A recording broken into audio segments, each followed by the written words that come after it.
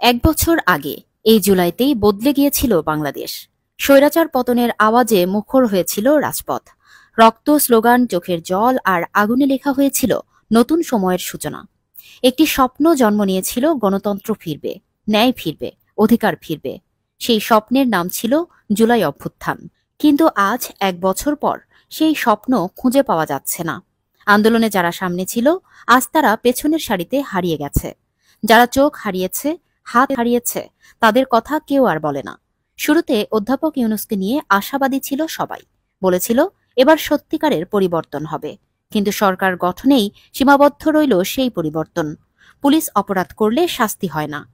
প্রশাসনে রয়ে গেছে আগের সরকারের মানুষ। ধর্মীয় মৌলবাদ মাথা চারা দিয়ে উঠছে আবার। একসময় যারা নারীর অধিকার, শিল্প সাহিত্যের মুক্ত চিন্তা নিয়ে লড়ত, তাদেরই কেউ কেউ এখন নিষেধাজ্ঞা আর ভয়ের পক্ষে।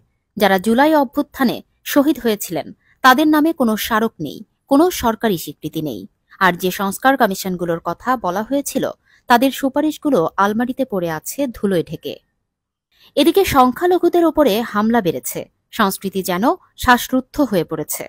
আর সব দেখে এখন সাধারণ মানুষ বলছে, শেখ হাসিনা গেলেও তার ছায়া কি আজও রয়ে গেছে? জুলাই অভ্যুত্থান কি শুধু একটি পতন ছিল, নাকি হারিয়ে যাওয়া একটি সুবর্ণ সুযোগ?